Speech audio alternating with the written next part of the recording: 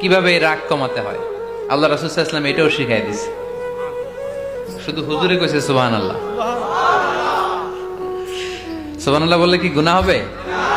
একবার সুবহানাল্লাহ বললে আকাশের জমিনের মাঝখানে সব ফাঁকা জায়গাটা সওয়াব দিয়ে ওই সওয়াব আল্লাহ আপনার আমলনামায় ঢুকায় দিবে। খুব চালাক এই এলাকার লোকেরা, সওয়াবের কথা শুই না, লাভ শুই না। সুবহানাল্লাহ, লাভ আছে যেখানে আমরা আছি।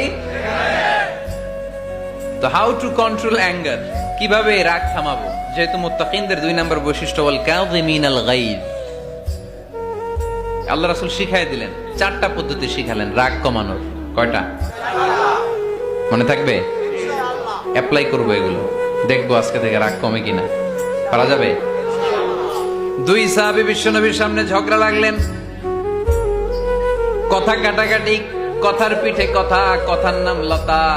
কথা বলতে বলতে ঝগড়া লাগতে লাগতে এক সাহাবী রেগে মেগে আগুন, মারামারির জন্য উদ্যত হলেন। বিশ্বনবী দেখলেন ওই সাহাবীর চেহারাটা একেবারে আগুনের গোলার মতো লাল হয়ে গিয়েছে।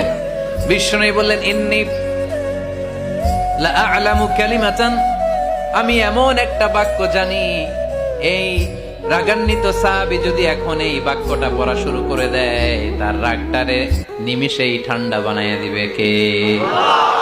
ওই সাহাবী বললেন, ইয়া রাসূলুল্লাহ, কি সেই বাক্য আমারে শিখাইয়া দেন। বিশ্বনবী বললেন, পড়ো আউযু বিল্লাহি মিনাশ শাইতানির রাজীম। আবার পড়েন আউযু বিল্লাহি মিনাশ শাইতানির রাজীম। সুবহানাল্লাহ, রাগ কমানোর দোয়া, সহিহ হাদিস। ওই সাহাবী যদি এই বাক্যটা পড়ে তার রাগ কমে যাবে। বাক্যটা হচ্ছে আউযু বিল্লাহি মিনাশ শাইতানির রাজীম, বিতাড়িত শয়তানের কাছ থেকে আল্লাহর কাছে পানাহ চাচ্ছি, প্রোটেকশন চাচ্ছি। বলতে দেরি, রাগ থামতে দেরি হবে না। টিপস নাম্বার 1 মনে থাকবে তো? টিপস নাম্বার 2, বিশ্বনবী বললেন, ইযা গাদিবা আহাদুকুম ফালইয়াসকুত, তোমাদের যখন প্রচন্ড রাগ চলে আসে, বেশি যখন, প্রচন্ড যখন তোমরা রেগে যাও, তখন কথা বন্ধ করে চুপ হয়ে যাও। কি করতে হবে? চুপ, একেবারে চুপ।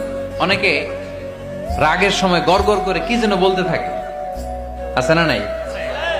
রাগে গড়গড় করতে থাকে আর কি যেন বলতে থাকে। যত বলবেন, যত গালি দিবেন, বলে না গালি দেয় না রাগের সময়, অশ্রাব্য ভাষায় অনেকে গালিগালাজ শুরু করে দেয়, আছে না নাই? না, আসুকুত, ইযা গাদিবা আহাদুকুম ফালইয়াসকুত। আল্লাহ রাসূল